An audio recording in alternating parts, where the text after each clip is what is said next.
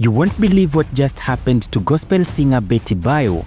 What was first reported as a simple medical death has now exploded into a full criminal investigation, and the truth may be far darker than anyone imagined.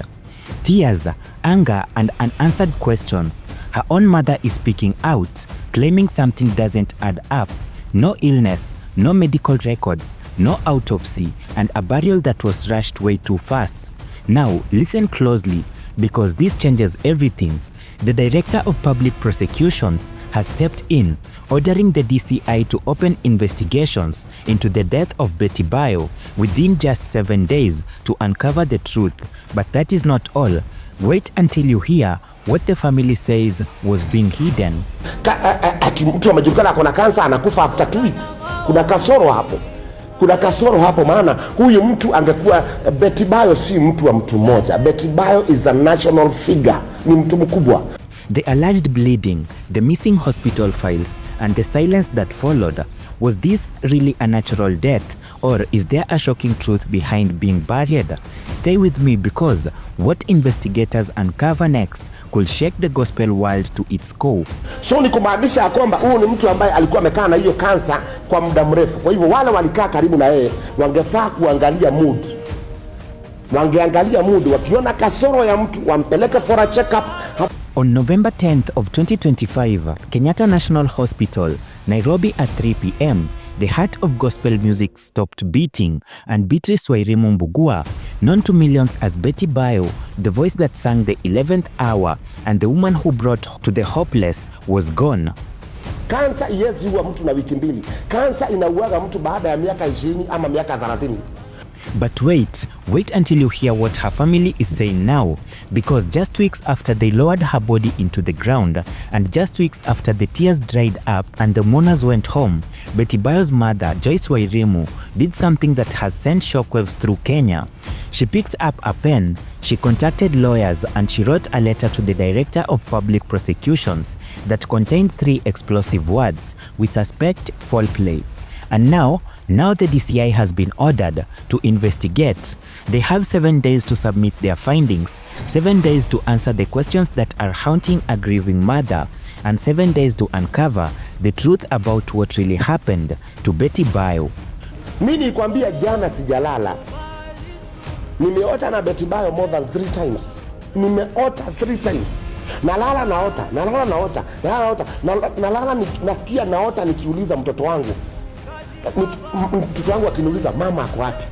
On December 9th of 2025, through the law firm of Omenke Andeja and Company Advocates, they filed a formal petition to the Director of Public Prosecution. The letter is a gut-wrenching read, filled with the anguish of a mother who believed her daughter's death was not natural. Here are the specific allegations Joyce Wairimu and the family have made, and I want you to listen carefully, because each one of these points raise serious questions. Allegation number 1, Betty Bayo had no known underlying medical conditions prior to her death. The family insists that in all the years they knew her, Betty never exhibited any signs of chronic illness. She had never been diagnosed with cancer. She had never complained of symptoms associated with leukemia, and yet suddenly she's dying of advanced stage blood cancer. The family is asking, where is the medical evidence, and where are the records showing a progression of this disease? Allegation number 2, the family was denied access to Betty's autopsy report. In Kenya, when someone dies under circumstances that seem unclear, an autopsy is typically performed to determine the exact cause of death. The family requested the autopsy report. They were denied. Why? What is in that report that someone doesn't want them to see? What does it reveal about the true cause of Betty Bayo's death? Allegation number 3, the family was never given Betty's medical records. Think about that. A woman dies in a hospital after allegedly battling cancer, and her own family cannot access her medical records.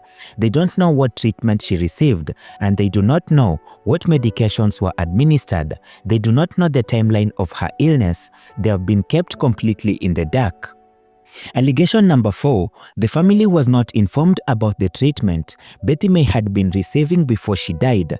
This is particularly troubling. If Betty was indeed battling advanced cancer, would her family be involved in treatment decisions? Wouldn't she be informed about her condition?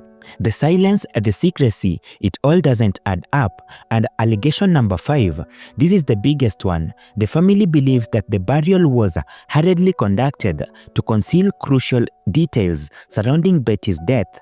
10 days from death to burial, limited access to the actual burial ceremony, tight security, a mother who lives overseas unable to attend, and the family is saying that this wasn't just about privacy or respect, this was about hiding evidence.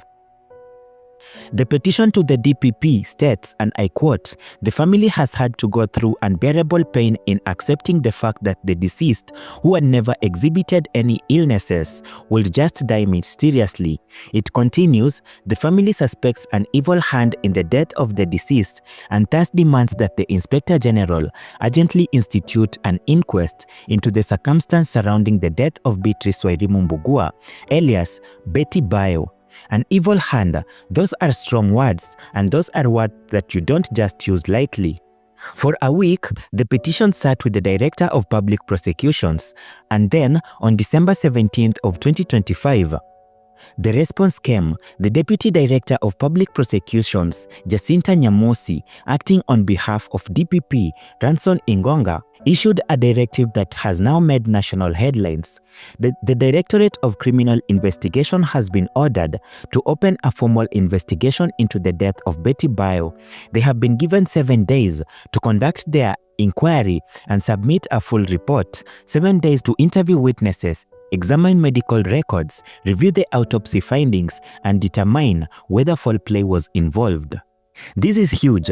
This is the DPP essentially saying, we take these allegations seriously and we believe that there are questions that need to be answered.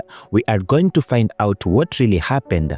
In Kenya, when an inquest is ordered, it is not a casual thing. An inquest is a formal investigation, usually handled by a judicial officer, meant to determine the cause of deaths that occur under unclear or suspicious circumstances. It is a public process. Evidence is presented, witnesses testify, and the findings are made public. So what happens now? The DCI will need to do several things. They will need to obtain Betty's complete medical reports from both AAR Hospital and Kenyatta National Hospital. They'll need to interview the doctors and nurses who treated her, and they'll need to examine the autopsy report and possibly order an independent second autopsy. They'll need to speak with family members, including her husband Hiram Gitau and her ex-partner Victor Kanyari. They need to establish a clear timeline of Betty's illness and death, and most importantly, they need to answer the central question: was Betty Bayo's death natural, or was there foul play involved? But let's zoom out for a moment, because this case is about more than just Betty Bayo. This case shines a light on several systematic issues in Kenya that affect thousands of families every single year.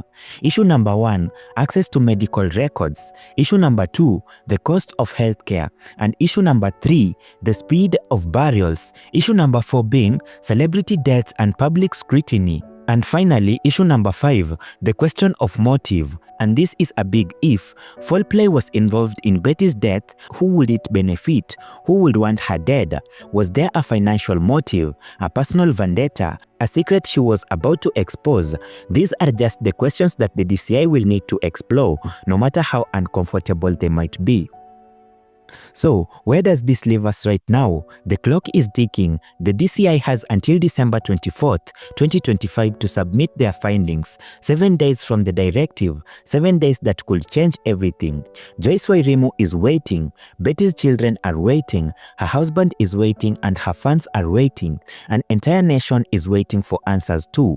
Will the investigation reveal that Betty's death was indeed a tragic but natural result of an aggressive cancer? Or will it uncover something far more sinister? Will we learn that corners were cut, that treatment was delayed, that negligence played a role? Or worse, will we discover that someone actively harmed Betty Bayo and then orchestrated a cover-up to hide their crime? We don't know yet, but we are about to find out. This is a story that matters, and this is a story about justice, about accountability, about refusing to accept easy answers when hard questions remain.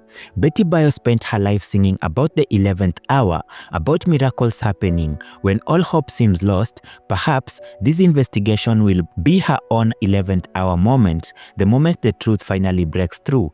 One thing is certain though, the gospel music community, the nation of Kenya, and everyone who was touched by Betty Bayo's voice will be watching closely, because this is not just about the woman's death anymore. This is about ensuring that no family has to go through what Joyce Wairimu is going through right now. This is about demanding transparency, demanding answers, and demanding justice. The DCI have 7 days, and let's see what they find. If you want to stay updated on this developing story, make sure that you are subscribed to this channel. We will be following every development, every revelation, and every twist in this investigation. Hit that notification bell so that you don't miss a single update. And in the comments below, I want to hear from you. Do you think Betty Bayo's death was natural, or do you believe something more sinister happened? What questions do you have? What do you think the investigators will reveal? Let's talk about it. Betty Bayo's legacy will live on through her music, through the millions of lives she touched, and now through this fight, the truth that her mother has courageously undertaken. May her soul rest in peace, and may the truth, whatever it is, finally come to light.